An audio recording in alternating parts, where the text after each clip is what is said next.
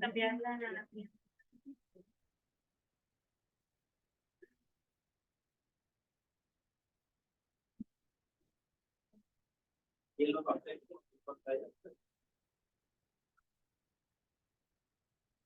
Pero entonces bueno, buenos días. El día de hoy corresponde, bueno, nos toca el tema del síndrome de anticuerpos antifosfolípidos. Soy Diana Estefánica, residente de interna. Y bueno, para continuar con el módulo de reumatología, vamos a comenzar con definir qué es el síndrome de anticuerpos antifosfolípidos. Es un tema pues que está muy ligado justo a lo que vimos ayer del lupus por la asociación que existe. Sin embargo, pues también es una entidad distinta. Entonces, el SAF o síndrome de anticuerpos antifosfolípidos es una enfermedad autoinmune y sistémica que está caracterizada por eventos trombóticos. Estos pueden ser tanto venosos como arteriales o microvasculares, y eventos o eventos obstétricos que pueden ocurrir en pacientes con anticuerpos antifosfolípidos que estén ya bien identificados de manera persistente. Existen dos definiciones importantes a partir de esta definición del SAF. La primera es el SAF catastrófico, que es una trombosis que afecta a múltiples órganos. Más adelante vamos a ver cuáles son los criterios diagnósticos para un SAF catastrófico posible y confirmado. Y el SAF obstétrico, que esto pues es muy importante tanto en la materia pues, que nos corresponde a nosotros como internistas, ginecólogos y sobre todo también de salud pública. Y esto se refiere a las pérdidas fetales después de la 10ª semana de gestación o abortos espontáneos tempranos recurrentes en una mujer en la cual no existe otra causa aparente, o datos de restricción de crecimiento intrauterino, de igual manera en la cual se han descartado algunas otras causas, y preeclampsia grave.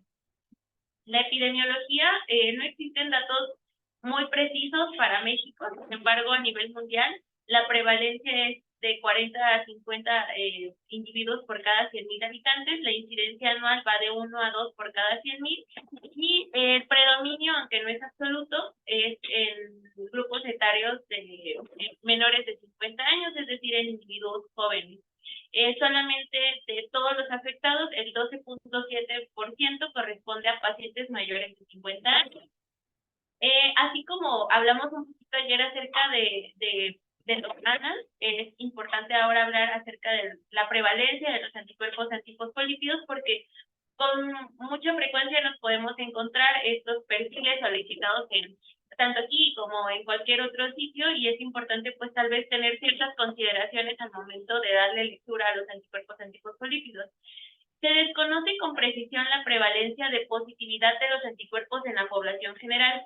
Sin embargo, se han buscado intencionadamente en algunos grupos que cumplan pues ciertas características el hecho de que estén positivos estos anticuerpos. Por ejemplo, hay muchos ensayos que se han hecho con donantes sanguíneos en los cuales se ha podido examinar la prevalencia de anticuerpos antifosfolípidos, y más o menos el 1% ha tenido anticuerpos positivos anticardiolipina y el 1% también anticoagulante lúpico. Sin embargo, estos solamente persisten en menos del 1% al año de la primera medición. Tampoco es absoluto porque pues, el seguimiento no es tan constante. Sin embargo, es importante considerar que una medición aislada no nos hace ningún diagnóstico. Tiene una asociación muy importante con lupus eritematoso sistémico. Puede ser una entidad distinta, como lo mencionamos hace un momento. Sin embargo, tiene una asociación que va del 20 al 30% de los pacientes que tienen el diagnóstico de complicación del lupus.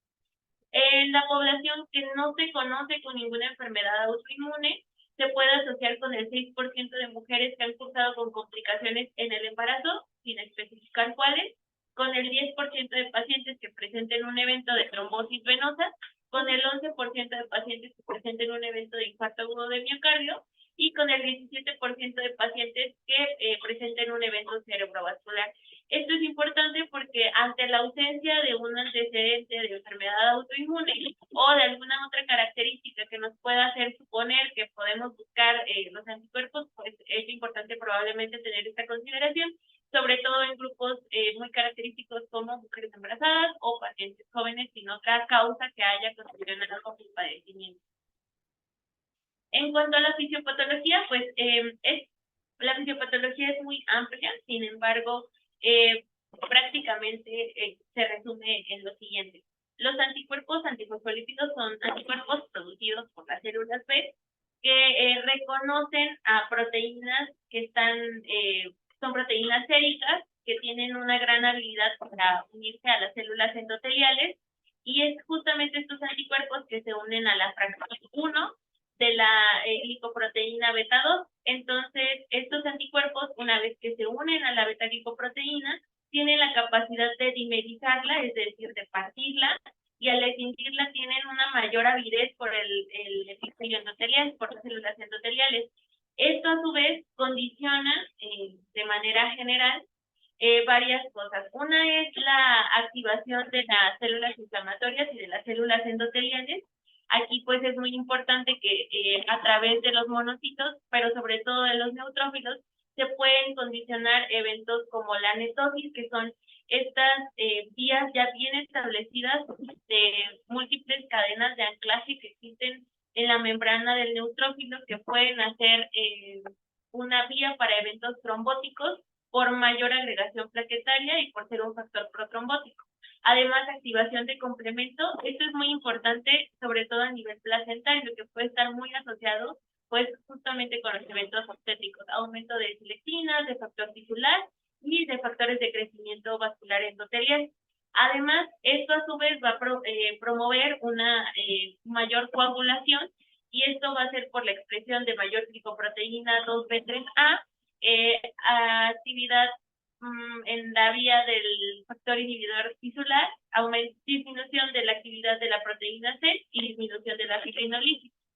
Esto también va a interferir, pues como lo comentábamos hace un momento, con el trofoblasto y con las células del adhesivo que que están asociadas al aumento de la actividad del complemento, a la disminución de la formación y proliferación del silicio, a la disminución de la gonadotropina coriónica humana y el aumento en la apoptosis de los trofoblastos.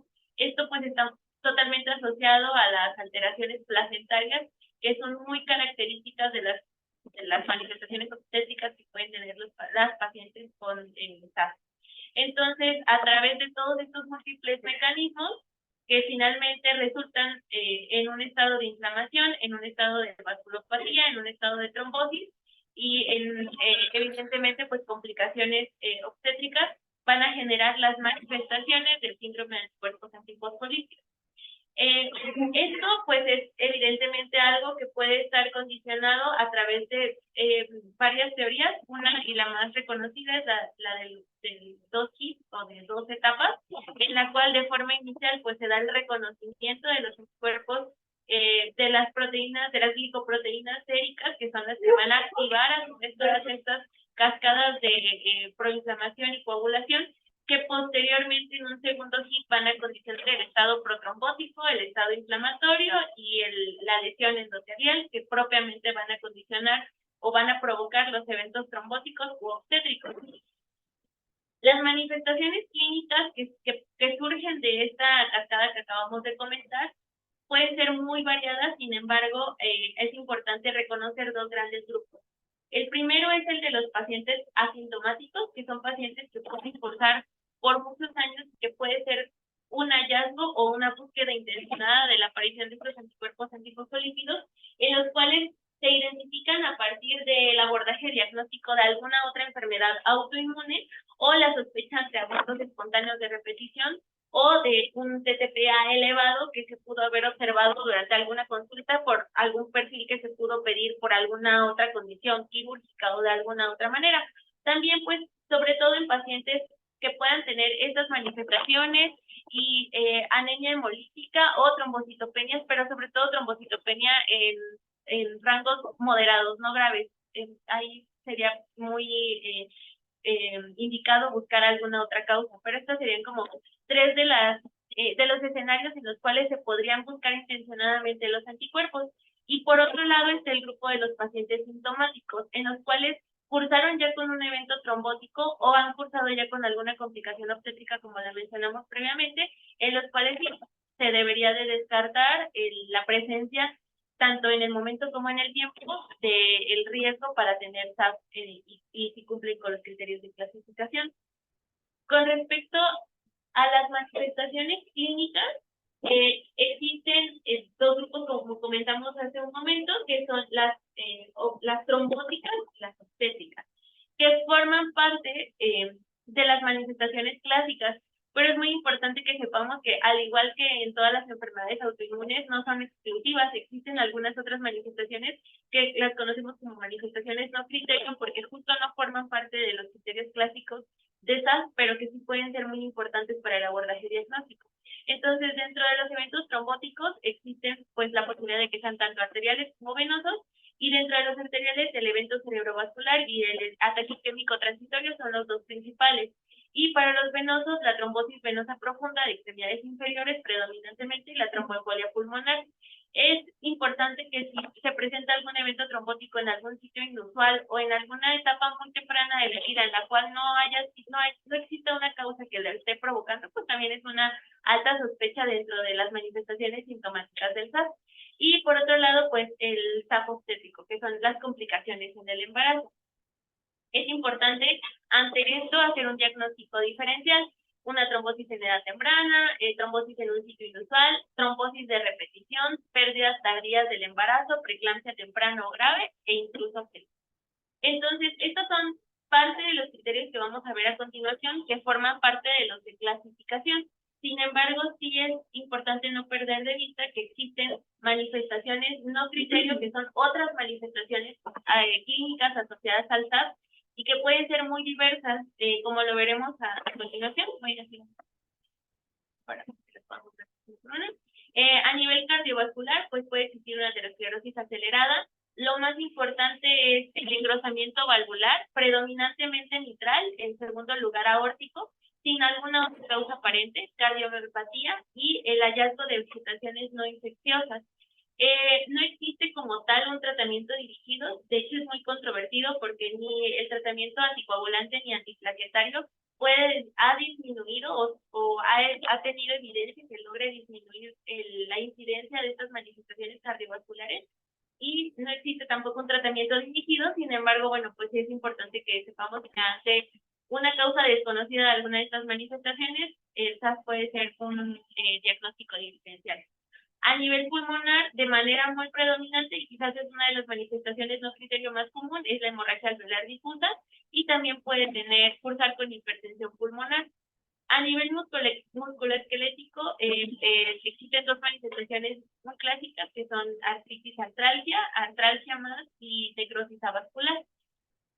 Por otro lado, a nivel neurológico también existen manifestaciones importantes de SAP, como corea, el deterioro cognitivo, la mielitis transversa, migraña, isquemia retiniana, convulsiones y las hiperdensidades en la materia blanca. A nivel hematológico, eso que comentábamos hace un momento, aunque como comentábamos ayer, una anemia hemolítica es una urgencia reumatológica, tampoco forma parte de los criterios de SAP. Sin embargo, anemia hemolítica autoinmune, los sangrados que no tengan ninguna otra causa, trombocitopenia y bueno, en conjunto el síndrome de Evans puede ser una manifestación de SAP. A nivel renal y endocrinológico, la insuficiencia adrenal, la nefropatía por SAP también, proteinuria que no esté condicionada o explicada por alguna otra causa, estenosis de la arteria renal, y las manifestaciones muy inespecíficas pero muy importantes que son a nivel dermatológico, como la isquemia digital, el lívido reticulares, el lívido racemosa, que es como uno de los más característicos, que es el que de la foto que vemos aquí, fenómeno de Raynaud, al igual que ayer, que no son específicos, pero sí pueden ser un diagnóstico diferente. Entonces, una vez que tenemos estas manifestaciones, es importante tener en consideración que si en nuestro algoritmo diagnóstico está el solicitar anticuerpos o un perfil de SAS, debemos de considerar lo siguiente. Los anticuerpos del perfil de síndrome de anticuerpos antifosfolípidos son unos marcadores pues diagnósticos, pero a su vez son anticuerpos que podemos encontrar en un episodio de trombosis porque son un factor de riesgo para un evento trombótico sin tener SAS. Incluso durante las complicaciones del embarazo, como en preeclampsia o GEL, pueden estar presentes sin que sean precisamente clasificación de SAS. Incluso la etiología puede ser multifactorial. Se deben de considerar como factores de riesgo trombóticos el hecho de presentarlos incluso durante los procesos infecciosos puede haber una positividad transitoria que posteriormente no va a persistir, que nos va a disminuir el riesgo de poderlo clasificar así. Entonces, no todas las pruebas con anticuerpos positivos son clínicamente significativas ni son diagnósticos. Tenemos durante el evento trombótico. Por eso durante el evento trombótico no se toman los anticuerpos. Se debe de esperar el 6 a 8 semanas para realizarlos y que tú digas tiene confiabilidad, porque en principio si tú le tomas ahorita a un paciente infectado con todo el quitárselo mostrado y que todo puede salir por aquí. Eso es muy importante porque forman parte de la fisiopatología normal del evento trombótico, digamos. Entonces, con respecto a estos tres anticuerpos, que vamos a buscar estos tres marcadores, el primero pues es el anticoagulante lúpico. Este es el que tiene mayor asociación con los eventos trombóticos, hasta un 45%. Sin embargo, el ensayo para encontrar o para que nos den un reactante positivo consta de 3 pasos y no es solamente un factor que se saca como alto, o sea, no es un solo ensayo. Y puede haber falsos positivos en pacientes que estén tratados en ese momento con warfarina, con heparina, incluso con anticoagulantes directos orales, puede haber un falso positivo, entonces durante ese momento no es viable tomarlo. Entonces, en los laboratorios en los cuales las pruebas no estén estandarizadas para el anticoagulante lúpico, puede haber mucha imprecisión para la determinación si está positivo o no. Para el anticoagulante lúpico, que es específicamente del que estamos hablando ahorita, es importante seguir el siguiente algoritmo. En el laboratorio, bueno, de acuerdo con no sé si aquí está la de manera, pero tengo entendido que es como la búsqueda primero de tiempos de coagulación dependientes de fosfolípidos prolongados, o sea, TTPA, ¿está prolongado? Sí, entonces nos vamos al siguiente paso. Si no, descarto que el anticoagulante lúpico está positivo. Si está prolongado, tengo que hacer una prueba de corrección. Si se corrige completamente después de mezclarlo 1 a 1 con un plasma normal del plasma del paciente, quiere decir que tengo que ya descarto el anticoagulante lúpico y tengo que considerar que tiene una deficiencia de un factor de coagulación. Si no corrige, entonces sí voy a la prueba confirmatoria. La prolongación se corta significativamente después de que le añaden directamente fosfolípidos, sí, entonces el anticoagulante lúpico está positivo. Si no, se puede considerar que tenía algún inhibidor en ese momento. Entonces, por eso es muy importante esta prueba, debe de estar muy bien estandarizada porque puede ser muy impreciso el resultado de no hacerlo de esa manera. Por otro lado, esto es en cuanto al anticoagulante lúpico. En cuanto a los otros dos anticuerpos, que es el anticardiolipina y el antibeta-2 glicoproteína, estos pueden detectarse como IgG, IgM o IgA y pueden ser detectados por ELISA estandarizada. Entonces, los títulos que se consideran como moderados a altos son más de 40 o más de 60 o que ya esté bien estandarizado para que se considere como a partir de la percentila 99. Hay una correlaciona el cardiolipina con las pérdidas y tal vez se presenta con restricción del pimiento y el anticoagulante. Entonces, una vez que ya tenemos como bien estandarizado que el anticoagulante lúpico fue positivo y ambos anticuerpos en estos rangos, podemos pasar a los criterios de clasificación. Los criterios de clasificación que conocemos todos son los criterios de Sapporo, que fueron los criterios que se establecieron en 1999. Hubo una revisión en el 2007 en Sydney, pero se agregaron nada más esta parte de los laboratorios y actualmente... ¿Agregaron el Sapporo? O sea, aumentaron los ingresos. Sí, aunque... Bueno, el Sapporo ya, sí, aquí. traumatológico que no tiene. Bueno, y justo entonces agregaron la parte del desarrollo obstétrico. Y actualmente existe una revisión del colegio del ACR y del EULAR en el 2022, sin embargo, pues aún está como un poquito en revisión. Entonces, pues hasta ahorita los desaforos del 99 con revisión en el 2007. Entonces, tenemos dos grupos, el criterio clínico y el criterio laboratorio. En el criterio clínico, primero, estuvo más o mayor o igual a un evento de trombosis arterial venoso de pequeño vaso o obstétricos, mayor o igual a una muerte inexplicable de un feto morfológicamente normal de más de 10 semanas de gestación, o más de un parto prematuro de un feto morfológicamente normal de menos de 34 semanas de gestación, pero que haya sido debido a preeclampsia o eclampsia grave, o características que reconocidas como anormales en la placenta, de insuficiencia placentaria, o que haya tenido más de 3 abortos espontáneos consecutivos inexplicables en menos de 10 semanas de gestación, y que se hayan excluido los factores maternos y paternos, como anomalías anatómicas, hormonales y cromosómicas. Y después vienen ahora sí los de laboratorio. El anticoagulante lúpico, que ya vimos hace rato, definido por la prolongación de una prueba de coagulación dependiente de fosfolípidos, que se haya evidenciado lo del efecto del plasma y de que haya acción inhibitoria por el exceso de fosfolípidos. Los anticuerpos anticardiolitinas en un título moderado alto, IgG o IgM más de 40 o más de 80, o mayor al percentil 99, y lo mismo para el anti-beta-2-glicoproteína. Aquí, de acuerdo con lo que se clasifica con un criterio clínico y con un criterio de laboratorio. Sin embargo, no se estadifica el riesgo hasta que se tienen dos. Entonces, con un clínico y con uno de laboratorio, ya se clasifica como por sabor. Y en cuanto al SAF catastrófico, los criterios son los siguientes: evidencia de participación de 3 o más órganos o sistemas y o tejidos, desarrollo de manifestaciones simultáneamente en menos de una semana, que haya confirmación histopatológica de oclusión de vasos pequeños en al menos un órgano o tejido, y confirmación por laboratorio de la presencia de anticuerpos antifosfolípidos, anticoagulante lúpico y anticardiolipina y anti-beta-glicoproteína. Entonces, tenemos diagnóstico definitivo cuando cumple los 4 criterios, y diagnóstico probable cuando cumple los 4 criterios, pero excepto solo la participación de 2 órganos, o que cumple los 4 criterios, pero que no se ha confirmado por laboratorio en al menos 6 semanas de diferencia, debido a la muerte prematura de un paciente que nunca se sometió a pruebas de anticuerpos, o antes del SAF catastrófico, 1, 2 y 4, o 1, 2 y 3, y el desarrollo de un tercer evento en más de una semana, pero menos de un mes, a pesar de que ya esté con anticoagulación. Eso sería SAF probable, catastrófico. Entonces, la oclusión de los vasos tiene que ser confirmada por técnicas de imagen, y también la trombosis debe de considerarse como diagnóstica con el resultado histopatológico.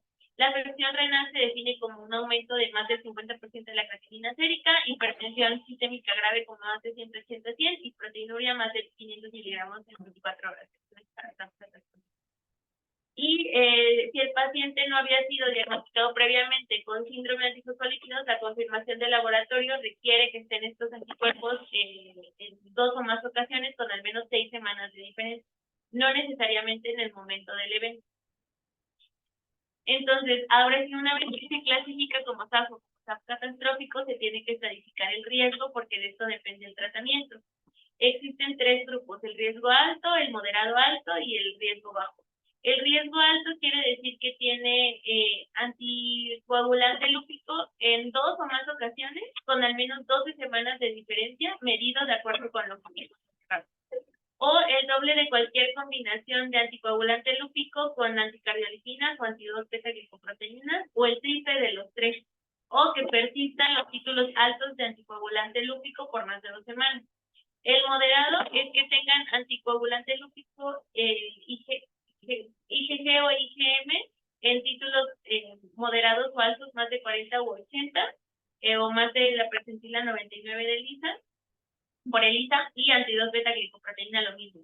Entonces, aquí es muy importante, porque si solamente del perfil están positivos anticoagulante lúpico y anticardiolipina y anti-2-beta-glicoproteína, ya nos lo sacas del riesgo alto, nos lo ponen en el riesgo moderado.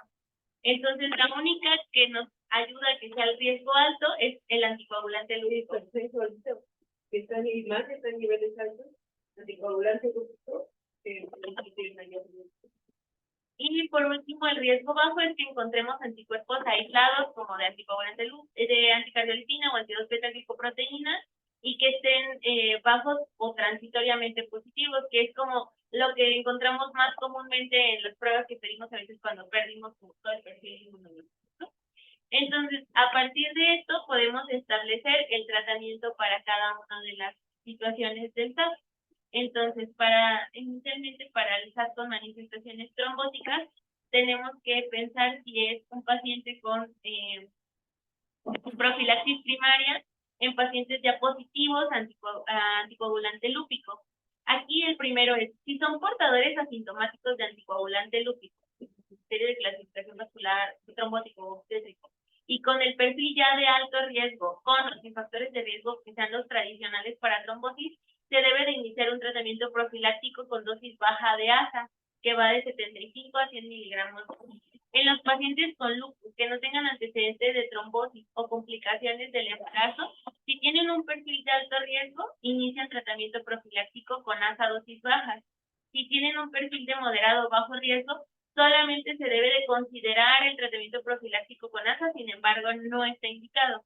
En mujeres no embarazadas que tengan antecedentes de saco obstétrico solamente con o sin LED, se debe de iniciar el tratamiento profiláctico con ASA, pero se debe de determinar primero pues el riesgo-beneficio de iniciar en estos pacientes.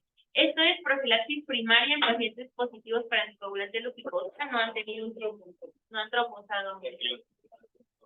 Sí. El algoritmo, así, abierto. Después... O no se embaraza, no se embaraza, no se embaraza. Bueno. Después viene la profilaxis secundaria. Entonces aquí estos son los pacientes que ya tienen SAP definido y además ya tuvieron un primer evento trombótico. Aquí es importante que tengamos en mente que si tuvieron ya un primer evento trombótico y ya los definimos como SAP, porque no encontramos otra causa y cumple criterios, se debe iniciar ABK y el objetivo es mantener un INR entre 2 o 3. Solamente se deben de considerar los DOACs en pacientes que no logren alcanzar un INR que esté en este objetivo, a pesar de que tengan una buena adherencia a la ABK, o aquellos que tengan una contraindicación absoluta como alergia o intolerancia. En pacientes que tengan, sin embargo, tienen un nivel de evidencia muy bajo en pacientes con SARS. En pacientes con una primera trombosis que no tenga otra causa, la anticoagulación debe de continuar a largo plazo. O sea, la verdad es que todo esto es de la ACR y hablar del año pasado y no específica, pero a largo plazo. Si existe una causa, toda la vida, ¿no? Así lo dice toda la vida. Y en cambio, si existió alguna otra causa para el evento trombótico, la terapia debe de continuar durante la duración recomendada para un paciente sin TAP, es decir, como cualquier TER o al PVP o cualquier otro evento que haya existido, ¿no? Hay TER. Después, en los pacientes que tengan ya SAP definido y trombosis venosa recurrente, a pesar del tratamiento con ABK, que estén en un INR de 2 a 3, primero se debe de investigar y educar la adherencia al tratamiento con ABK, ¿no? Eso es algo que hemos dicho con todos los pacientes que están aquí hospitalizados. Y tomar o hacer como un poquito rutinario la toma del INR, como se les pide con semanal o funcional para poder monitorizar. Y si no se logra llegar al objetivo de 2 a 3 de INR, se debe considerar el añadir ASA, o aquí sí se puede considerar cambiar a una heparina de bajo peso molecular, sin embargo aquí también tiene un nivel de evidencia muy bajo, idealmente se debe de mantener con ABK.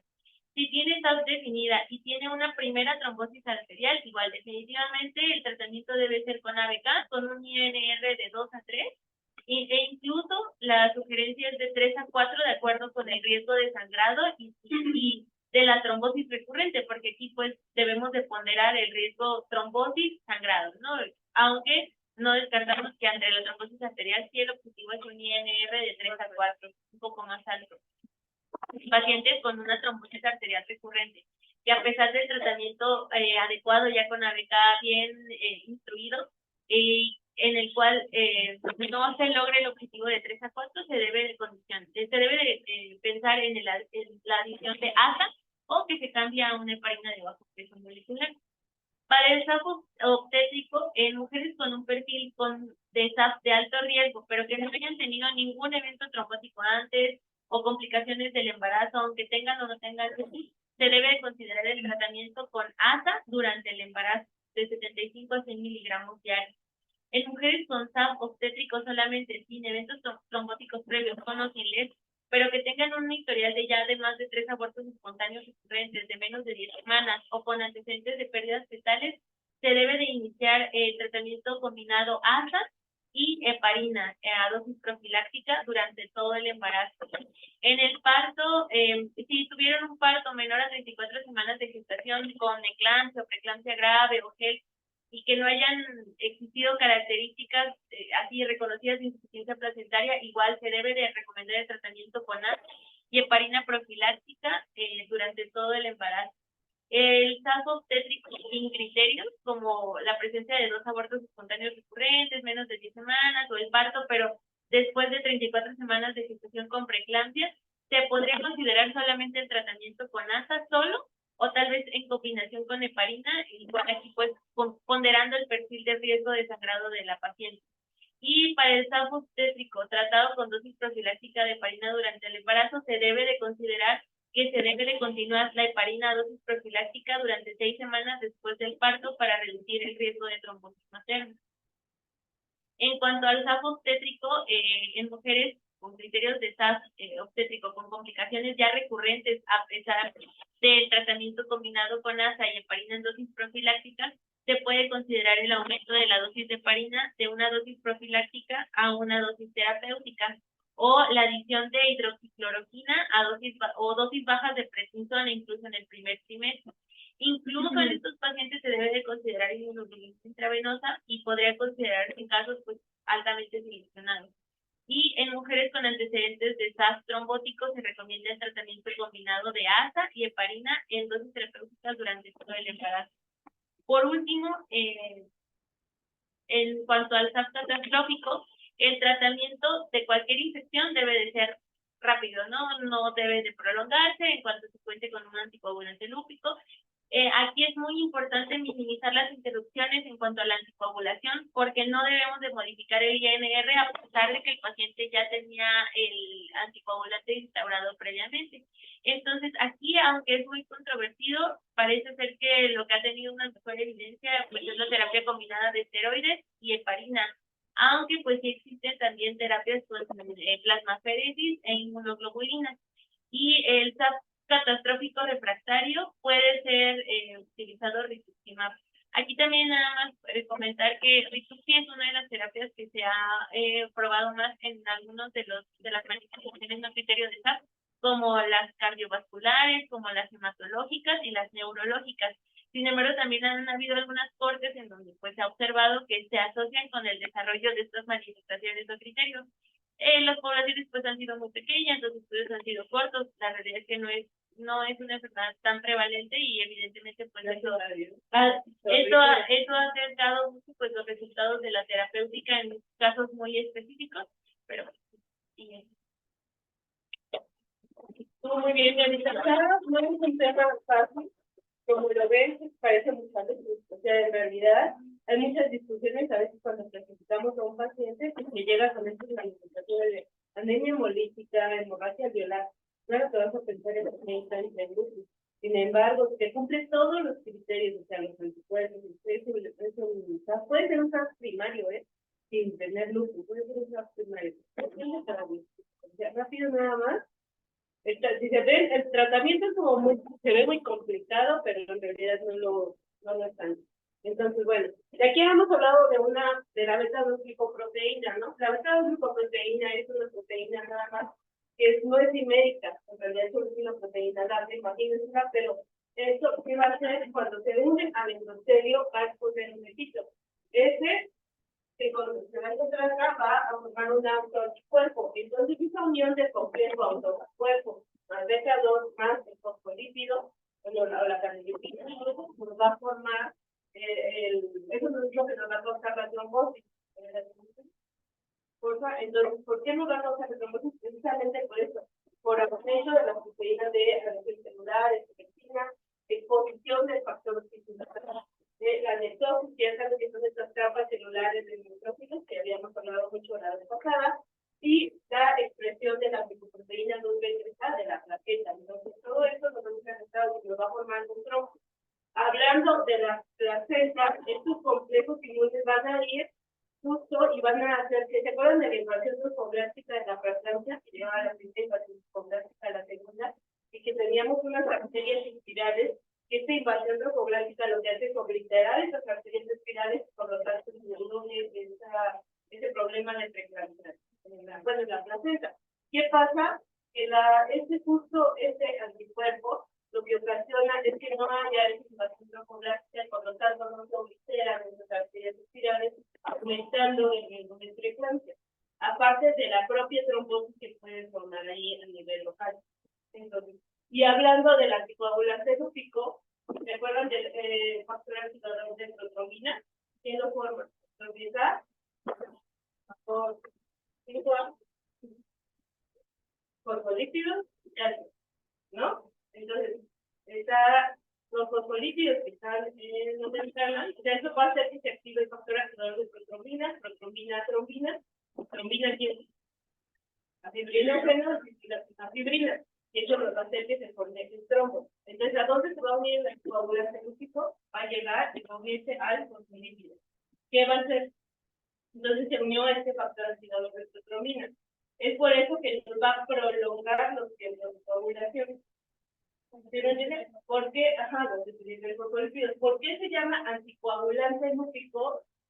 Si nosotros lo que nos va a causar es trombosis, ¿no? Entonces, ¿por qué se llama anticoagulante si nos causa trombosis? ¿Por qué? Tiene que ver con la prueba del mecanismo de vinculación, entonces, que ya la dejó. Sí, pero no la prueba del mecanismo de vinculación es buscar justamente la laboratorio de los factores de coagulación de los fosfolípidos. Y esto, ¿verdad? Lo que nos va a dar la prolongación del PCT. Porque hay presencia de fosfolípidos, ¿no? Le estoy diciendo que está la unión de fosfolípidos, factor oriental, 5A, que te va a hacer. Sin embargo, si tú le agregas plasma, ¿qué va a haber? No se va a corregir, va a seguir los tiempos, van a seguir prolongados. Y si tú agregas fosfolípidos, entonces ¿qué va a pasar? Entonces va a corregir por la presencia de la coagulación. ¿Vale? Entonces, ya vieron de aquí todo el SAFO, o sea, el diagnóstico del SAFO obstétrico incluso es super otro tema. Dicen que es otra enfermedad distinta, quieren hacer otros criterios en los que también incluyan pérdidas gestacionales no recurrentes, una sí, una embarazo normal y otra. O sea, si quieren hacer como otra enfermedad distinta, hay mucha bibliografía de SAFO, pero bueno, no vamos a hablar de eso, ¿verdad? Pero sí les digo que lo quieren hacer otra entidad. Entonces, el TCPA elevado siempre sospechen cuando un paciente ustedes vean que tiene prolongación, sospechen de SAFO. No en todos, ¿verdad? Que tengan clínicas. Bueno, ok. Entonces, aquí estamos con eventos trombóticos, arteriales, venosos. Acuérdense que estos siempre deben de ser corroborados por imagen y histopatología para hacer el diagnóstico.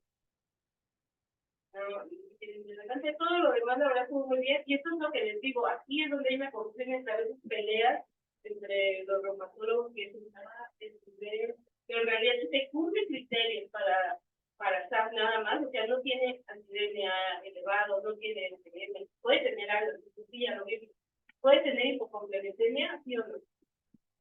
Sí, porque está consumiendo complementos, lo que sí es que no es muy marcado, ¿vale? Pero sí puede consumir complementos, por eso que es difícil, y a veces lo clasificamos como un déficit, pero justo porque son todas las manifestaciones. Y ya ven que les había dicho, la presencia de la realidad hace que haya manifestaciones neuropsiquiátricas, etc. Pero puede ser que ¿no? Y bueno, eso sí, ya vimos, entonces, ¿cuál es el más importante de todos? O el que mayor riesgo nos causa para el coagulante lúpico, ¿no? Entonces, justo esta es la prueba que decía, estuvo muy bien, se explicó todo muy bien en realidad, no hay nada que agregar.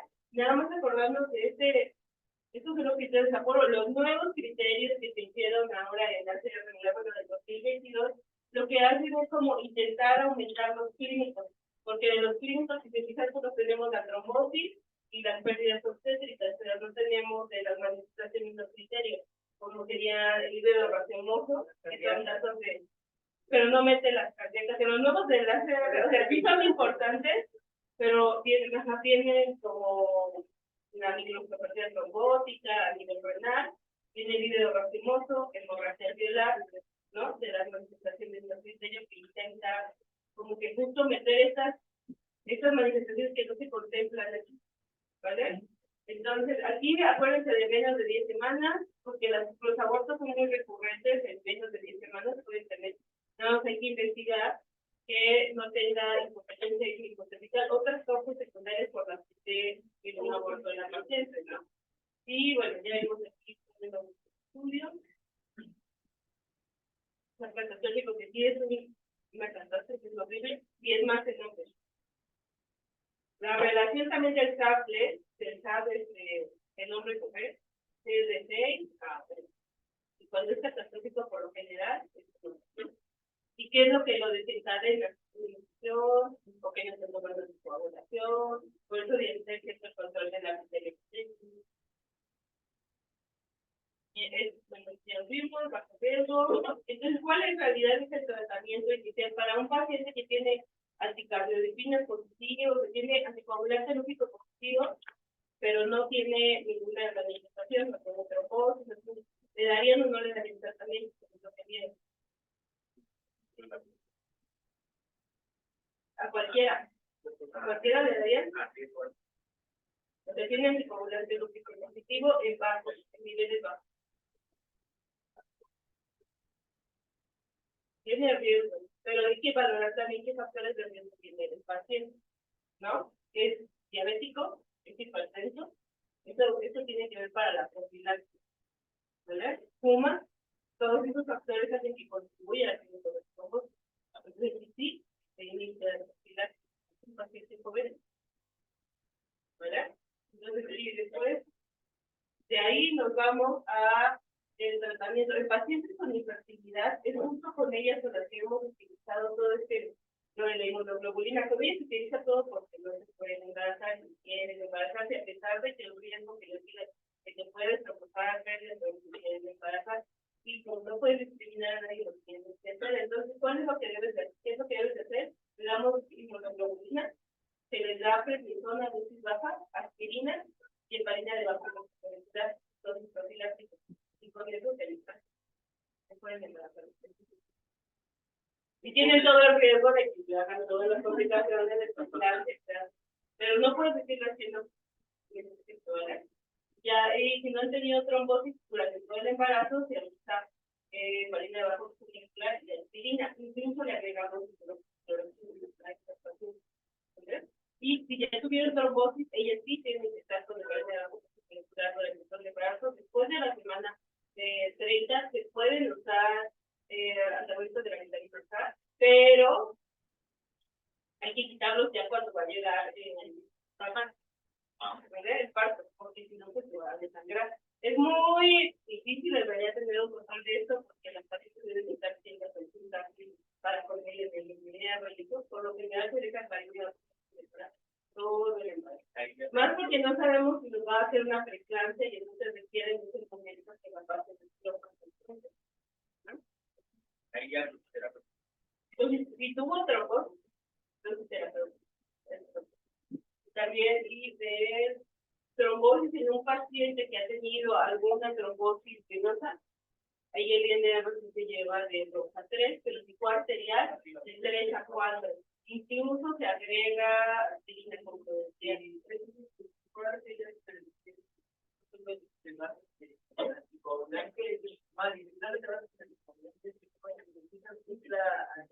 Así puedes bajar el papel. Si vas a bajar, pero con cuidado que no se haya tromboso. Si es una recurrente, 3 a 4. Si es recurrente, 3 a 4. Si no es recurrente, te quedas en 2 a 3 más aspirina. O una estrategia en caso de que no lo logre, ¿no? La ASA de 2 a 3 que no lo logre. Más se le puede agregar esta. Ahí no que entrar en Sí, no. De verdad es que todos dicen, no, pero yo pienso que sí es una, o sea, en realidad hay que encontrar sus factores de riesgo del paciente. Yo sí les a ver. Y luego de aquí, el SAP catastrófico, la triple terapia es la que más ha mostrado que ayuda a los pacientes. Sin embargo, tiene una mortalidad mayor del 50%. Entonces, ¿cuál es la triple terapia? Que entre plasmaféresis y quite todos estos inmunocomplejos, después se le ponga el monoglobulina y el parina. De ahí se puede usar el sistema, ¿sí? Incluso para todas las manifestaciones no criterio que vimos, se puede utilizar lo mismo que para el eco. Si tiene trombocitopenia, si Sherevan, el sistema de buen tratamiento, el micofenolato, las proteínas. Entonces podemos utilizar lo mismo para las manifestaciones cardíacas, justo para estas vegetaciones. La verdad es que es con la formulación, pero sí se les da a veces más porque no sea, porque mejor el por ejemplo, en el papel. Bien. Estuvo muy bien,